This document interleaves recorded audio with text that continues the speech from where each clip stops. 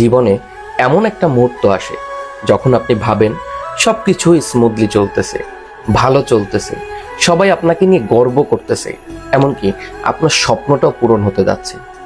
ঠিক সেই মোমেন্টে নতুন একটা অধ্যায় শুরু হয় আপনার জীবনে। একটু ভাবুন, আপনার আগামীকালকে রাজা হওয়ার কথা, আপনার হাতে রাজদণ্ড উঠবে। তো এমন সময় আপনাকে জানানো হলো যে আপনি রাজা হবেন না, আপনি রাজা হতে পারবেন না। আপনাকে কি করতে হবে? এই রাজ সভা এবং এই রাজ্য ছেড়ে আপনাকে বনে চলে যেতে হবে, এবং সেখানে একদিন দুই দিন নয়, 14টা বছর আপনাকে বনবাস যাপন করতে হবে। কেমন লাগবে? নিশ্চয়ই প্রতিবাদ করবেন, কিংবা নিজের অধিকার আদায়ের জন্য যা যা করণীয় তাই তাই করবেন, রাইট? সাধারণ মানুষ কি করবে? নিজের অধিকার পাওয়ার জন্য যুদ্ধ ঘোষণা করে দিবে, যে এমন ধরনের নেগেটিভ একটা ঘোষণা দিছে। ঠিক এই ঘটনাটাই ঘটেছিল ভগবান শ্রী রামচন্দ্রের জীবনে। তার যেদিন রাজ্য অভিষেক হবে সেদিন তাকে জানানো হয় যে সে রাজা হতে পারবে না, কিন্তু ভগবান শ্রী রামচন্দ্র সেই বিষয়ে গুণাক্ষরেও একটু প্রতিবাদ করেনি। পক্ষান্তরে সে বিষয়টাকে খুব শান্তভাবে ডিল করছে এবং মেনে নিছে। এখন প্রশ্ন, সে কেন মেনে নিল? রাজা হওয়ার কথা, রাজ্য ছেড়ে দিয়ে কেনই বা বনবাসে যাওয়ার সিদ্ধান্ত নিল? চলুন একটু বিস্তারিত জানা যাক। মূল ঘটনায় ঢোকার আগে ঘটনার প্লটগুলো একটু ব্যাখ্যা করি এবং চরিত্রগুলো একটু বলি। অযোধ্যা নামে এক রাজ্য ছিল, সেখানকার রাজা ছিল রাজা দশরথ। রাজা দশরথের 3 জন স্ত্রী, কৌশল্যা, কৈকেয়ী আর হচ্ছে সুমিত্রা। এই 3 জনের টোটাল 4 জন ছেলে। একজনের নাম রাম, তারপরের জনের নাম ভরত, তারপরের জনের নাম লক্ষণ, এবং সর্বকনিষ্ঠ ছিল শত্রুঘ্ন। এই 4 জন ছিল তার সন্তান। এখানে আর একটা বিশেষ ক্যারেক্টার আছে, যার নাম হলো মন্থরা। মন্থরা ছিল একজন দাসী, তবে তিনি কোনো সাধারণ দাসী ছিলেন না। এই দাসীটাকে কৈকেয়ী পেয়েছিল তার বাবার বাড়ি থেকে বিবাহের সময়, এবং এই মন্থরা রানী কৈকেয়ীর সেবা যত্ন যা যা লাগে সবকিছুই হেল্প করত, মানে হেল্পিং হ্যান্ড হিসেবে কাজ করত।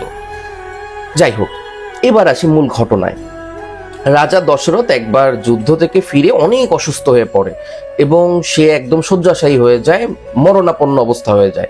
তো সেই সময় রানী কৈকেয়ী তার সেবা যত্নের মাধ্যমে রাজা দশরথকে সুস্থ করে তোলে। তো সুস্থ করে তুললে রাজা দশরথ তো অনেক খুশি। এমন অবস্থায় রাজা দশরথ রানী কৈকেয়ীকে বলে, তোমার কি লাগবে? তুমি যা চাও তাই পাবা, এমন 2টা বর আমার কাছ থেকে চেয়ে নাও, যাই মন চায় সেটাই তুমি চাও। তো তখন রানী কৈকেয়ী বলে যে আমার কিছুই লাগবে না, আমার যখন প্রয়োজন হবে আমি 2টা বর আপনার কাছ থেকে তখন চেয়ে নিব, এই মুহূর্তে কিছু প্রয়োজন নেই। তো রাজা তখন বলো, ওকে ফাইন, তুমি যখন যা চাইবে আমি তোমাকে দিয়ে দিব, তবে 2টার অতিরিক্ত না। এবার আসি ভগবান শ্রী রামচন্দ্রের রাজা হওয়ার বিষয়। ভগবান শ্রী রামচন্দ্রকে সকল গ্রামবাসী, প্রজারা এবং রাজ্যের সকলেই তাকে প্রচন্ড ভালোবাসতো, সম্মান করত। তার সবচেয়ে বড় কারণ ছিল রাম ছিল সত্যবাদী, ধর্মপরায়ণ, ন্যায়পরায়ণ, এবং তার ভিতর অহংকার বোধটা কাজ করতো না। সে কোনো যুদ্ধে যে জয়ী হয়ে ফিরলে তার ভিতর সেই যে চিয়ার আপ মেন্টালিটি, এই মেন্টালিটি তার মধ্যে ছিল না। সে মনে করতো যে ক্ষত্রিয় ধর্মই তো যুদ্ধ করা, ক্ষত্রিয় ধর্মই তো নিজের রাজ্যকে বা নিজেকে বহিঃশত্রুর থেকে রক্ষা করা, আমি সেই কাজটুকুই করছি, এখানে খুব মহত্বের কিছু নেই।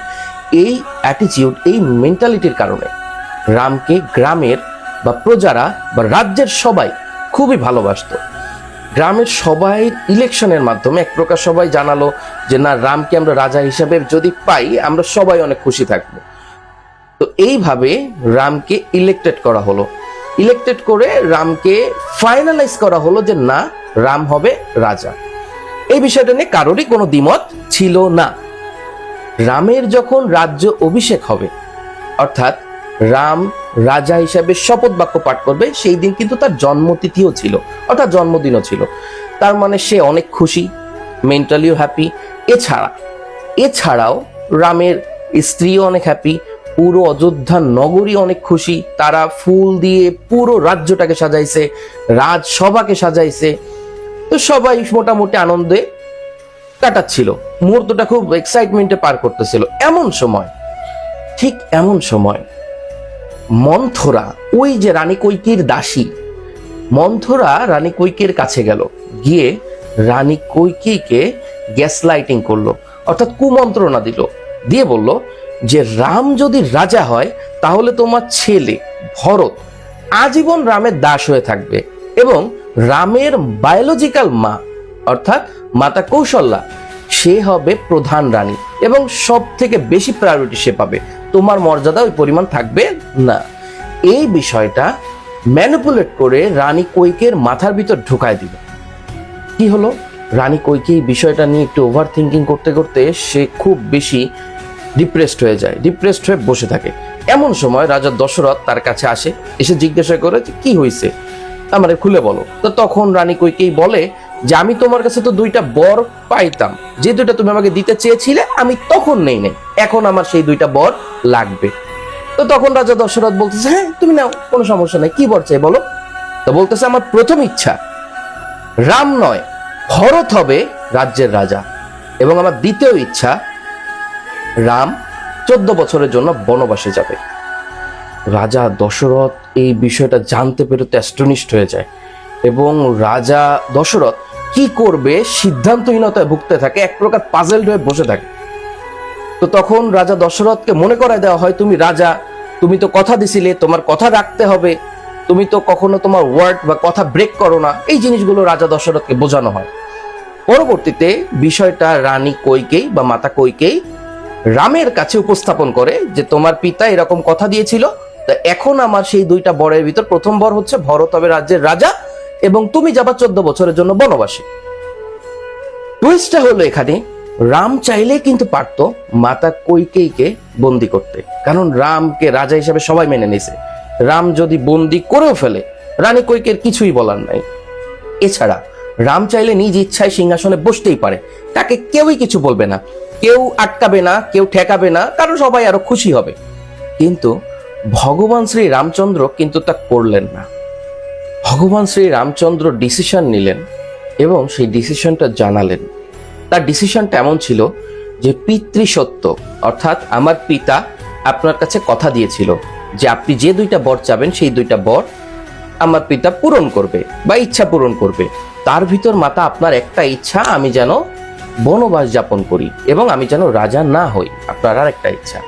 তো এই 2টা ইচ্ছে মাতা আমি পূরণ করব এবং পিতৃসত্য পালন করাই আমার সবচেয়ে বড় ধর্ম।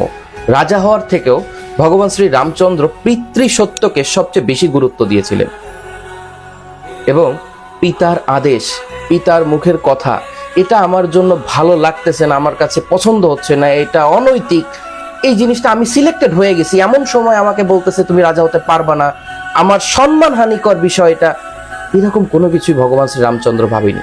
ভগবান শ্রী রামচন্দ্র কেবলই একটা জিনিসই নিজের ভিতর রাখছিলেন, সেটা হচ্ছে পিতৃসত্য, পিতৃসত্য আর পিতৃসত্য, অর্থাৎ পিতার মুখ থেকে বলা কথাটা যেন কোনোভাবে নষ্ট না হয়, সেটা যেন কথা রাখে এবং সেই কথাটা যেন পূরণ হয়, এই চিন্তাই ভগবান শ্রী রামচন্দ্র তখন করেছিলেন এবং তিনি 14 বছরের জন্য বনবাসেও যান।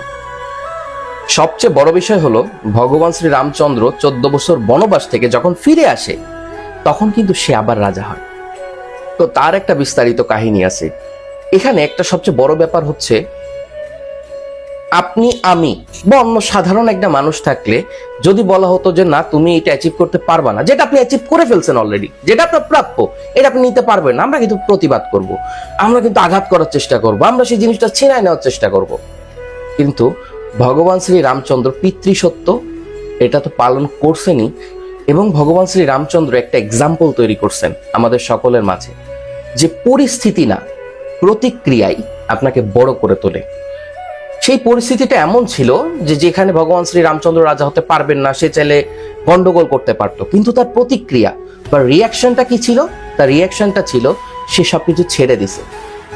লিডার তো একেই বলে যে সবকিছু পাওয়ার ক্ষমতা আমার আছে কিন্তু আমি কন্ট্রোল করতেছি, নিজের আচরণকে কন্ট্রোলে রাখছি, অ্যাটিটিউডটাকে কন্ট্রোলে রাখছি, রেখে আমি আমার জীবনটাকে সামনের দিকে আগায় নিয়ে যাচ্ছি।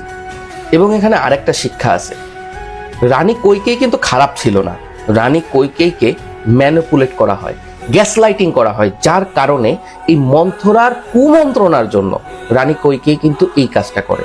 তো এই জন্য যার তার কাছ থেকে পরামর্শ নেবেন না। মহর্ষি বাল্মীকি রচিত রামায়ণ থেকে আমরা আরেকটা খুব বড় মেসেজ পাই। আপনি যদি পুরুষ হন তাহলে এই উপদেশটা আপনার জন্য।